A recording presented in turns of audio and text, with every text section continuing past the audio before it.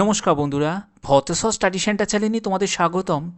WBMSC অর্থাৎ West Bengal মাদ্রাসা service কমিশনের তরফ থেকে নতুন নিয়োগ বিজ্ঞপ্তি জারি হয়েছে, যেখানে আবার তোমাদের পার্মানেন্ট পোস্টে নিয়োগ করা হচ্ছে। কোন কোন পোস্টে দেখো, একটি অফিসিয়াল নোটিশ জারি করেছে মাদ্রাসা সার্ভিস কমিশনের তরফ থেকে। দেখতেই পাচ্ছ, the West Bengal Madrasa service commission. কোন কোন পোস্টে সেটা হলো হেডমাস্টার, হেডমিস্ট্রেস, সুপারিনটেন্ডেন্ট পোস্টে। তারপরে তোমাদের নন টিচিং পোস্টও রয়েছে, যেখানে ক্লার্ক থাকবে এবং লাইব্রেরিয়ান থাকবে। ঠিক আছে, অর্থাৎ আবার তোমাদের নতুন বিজ্ঞপ্তি। দেখো, তোমাদের যেরকম ওয়েস্ট বেঙ্গল স্কুল সার্ভিস কমিশনের যেরকম বিজ্ঞপ্তি জারি হলো, তার পরীক্ষা হয়ে গেল, ঠিক তেমনি তোমাদের মাদ্রাসা সার্ভিস কমিশনের তরফ থেকেও কিন্তু এই বিজ্ঞপ্তি তোমাদের জারি করেছে। অর্থাৎ খুব তাড়াতাড়ি তোমাদের আবেদন হবে এবং তোমাদের এক্সামটাও হয়ে যাবে। তো এই ভিডিওর মাধ্যমে তোমাদের কোন কোন পোস্টের জন্য কী কী যোগ্যতা থাকবে সব ডিটেলসে বলবো। একদম অফিসিয়ালিভাবে প্রত্যেকটি ইনফরমেশন তোমাদের কাছে তুলে ধরবো। দেখতেই পাচ্ছ, একদম লেটেস্ট আপডেট। ঠিক আছে, মাদ্রাসা সার্ভিস কমিশনের অফিসিয়াল সাইটে ভিজিট করলেই তোমরা কিন্তু এই নোটিফিকেশানটাই তোমরা পেয়ে যাবে। এবং তোমাদের এই ভিডিওর মাধ্যমে তোমাদের এলিজিবিলিটি ক্রাইটেরিয়া থেকে শুরু করে অ্যাপ্লিকেশন প্রসিডিওর কী কী থাকবে সম্পূর্ণ ডিটেলসটা তোমাদের কাছে তুলে ধরবো। ভিডিওটা শেষ পর্যন্ত দেখো। তো দেখো, আমি পরবর্তী নোটিশে চলে এসেছি। এটা হলো তোমাদের গেজেটেড নোটিফিকেশান। গেজেটেড নোটিফিকেশানের মাধ্যমেই তোমাদের একদম অফিসিয়ালিভাবে ব্যাপারটা বুঝিয়ে দিচ্ছি যে কোন কোন পোস্টের জন্য কী যোগ্যতা থাকবে, সম্পূর্ণ ব্যাপারটা বুঝে নাও। তো দেখো, আমি গেজেটেড নোটিফিকেশানটি ওপেন করেছি। তো এখানেই তোমাদের সম্পূর্ণ তোমাদের নন টিচিং, টিচিং পোস্টের ডিটেলসটা তোমাদের রয়েছে। তো দেখিয়ে দিচ্ছি, দেখো এখানে। হ্যাঁ, এই যে দেখতে পাচ্ছ যে পোস্ট অফ হেডমাস্টার, হেডমিস্ট্রেস। তো এখানে তোমাদের যোগ্যতা কি লাগবে, যারা হেডমাস্টার, হেডমিস্ট্রেসের জন্য যারা অ্যাপ্লাই করবে তাদের ক্ষেত্রে মাস্টার ডিগ্রি যোগ্যতা লাগবে এবং অ্যাটলিস্ট 50% মার্কস লাগবে each secondary level, higher secondary level এবং গ্র্যাজুয়েট এবং পোস্ট গ্র্যাজুয়েট লেভেলের জন্য।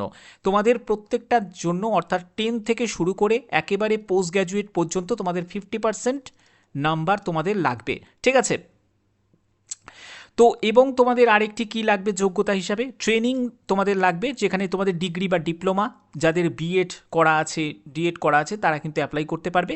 এবং এই যোগ্যতা তোমাদের থাকতে হবে এক্সপিরিয়েন্স হিসাবে 10 বছরের তোমাদের স্কুলে চাকরির, টিচার পোস্টে চাকরির তোমাদের অভিজ্ঞতা থাকতে হবে।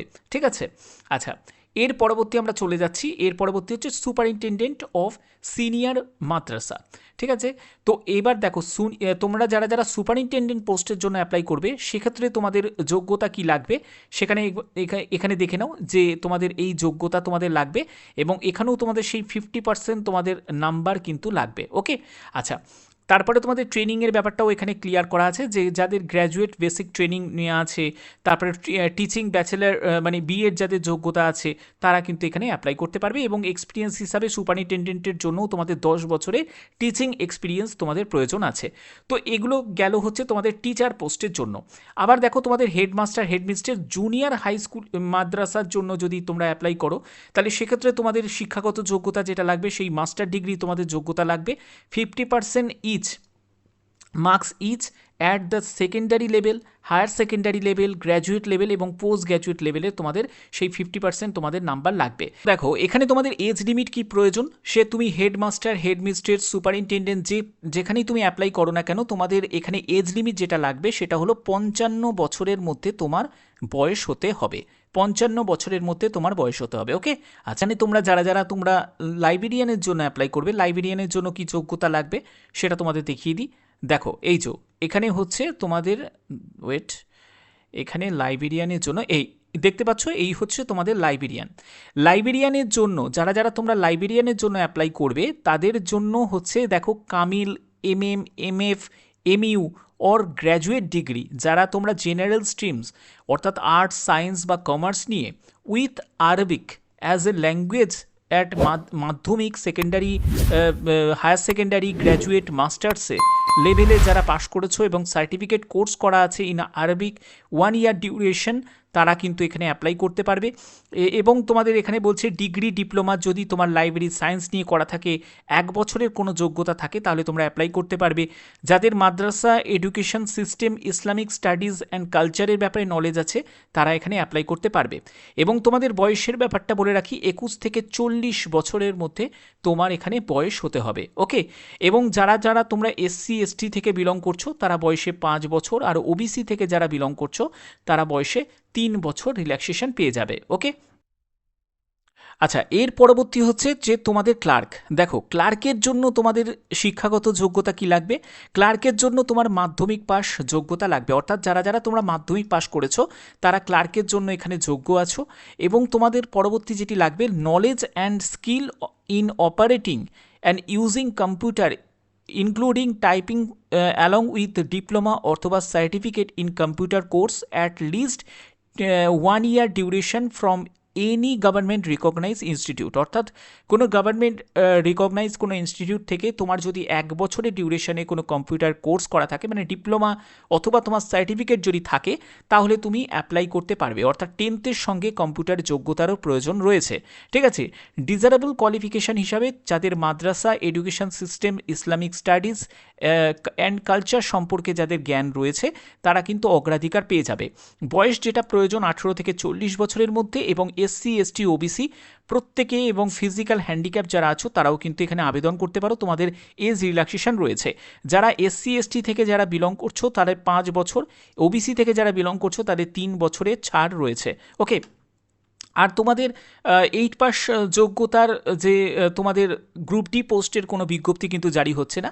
তোমাদের যেটা জারি হচ্ছে সেটা হলো হেডমাস্টার, হেডমিস্ট্রেস, সুপারিনটেন্ডেন্ট, লাইব্রেরিয়ান এবং ক্লার্ক পোস্টের বিজ্ঞপ্তি তোমাদের জারি হবে, যেটা তোমাদের অফিসিয়াল নোটিশে যেরকম জানিয়ে দিয়েছে। ওকে, তো এই ছিল তোমাদের সম্পূর্ণ ব্যাপারটা, তোমাদের কাছে ক্লিয়ার করলাম। তো একদম তোমাদের ব্যাপারটা বুঝিয়ে দিলাম।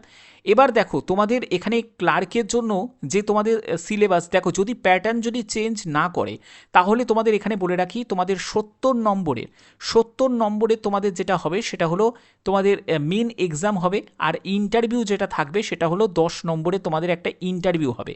ঠিক আছে, আগের মতো যদি তোমাদের থাকে, যদি কোনো পরিবর্তন না করে, এবং তোমাদের যেটা হবে সেটা কম্পিউটার নলেজের ওপর তোমাদের যেটা থাকবে 10+10, অর্থাৎ এখানে তোমাদের কম্পিউটার নলেজের ওপর তোমাদের কম্পিউটার টাইপিং থাকবে, এবং কম্পিউটার প্রফিসিয়েন্সির ওপর, অর্থাৎ তোমাদের কম্পিউটারে বেসিক কতটা তোমার জ্ঞান আছে সেগুলো হয়তো তোমাকে করতে দেবে, তার উপর তোমাদের 10 থাকবে, 10-10-20। ঠিক আছে, অর্থাৎ টোটাল তোমাদের যে মেরিটটা প্রিপেয়ার হবে 100 মার্কসের তোমাদের মেরিট প্রিপেয়ার হবে। এটা গেল ক্লার্কের জন্য।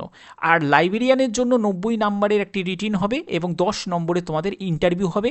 ঠিক আছে, আর গ্রুপ ডি তো থাকছে না, এবং তোমাদের যারা তোমরা হেডমাস্টার, হেডমিস্ট্রেস যদি পরিবর্তন না করে তাহলে কিন্তু তোমাদের এরকমই তোমাদের থাকবে, একটা 90 নম্বরের মেন এক্সামিনেশন হবে এবং তোমাদের ইন্টারভিউ হবে।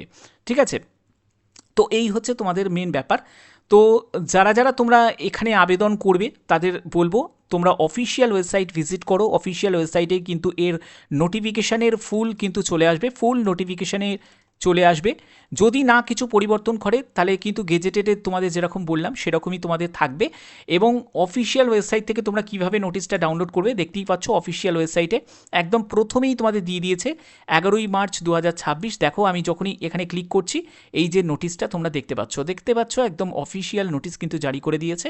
গ্রুপ ডির বেরোচ্ছে না, ক্লার্কেরই বেরোচ্ছে, ক্লার্ক, লাইব্রেরিয়ান, হেডমাস্টার, হেডমিস্ট্রেস এবং সুপারিনটেন্ডেন্ট। ঠিক আছে, তো আশা করি ভিডিওর মাধ্যমে সম্পূর্ণ তথ্য তোমাদের কাছে তুলে ধরতে পারলাম। যদি ভিডিওটা ভালো লাগে অতি অবশ্যই ভিডিওটাতে একটি লাইক করে দিও, চ্যানেলটিকে সাবস্ক্রাইব করে বেল আইকনটাকে অল করে রেখো। এখনের মতো এটুকুই, টাটা।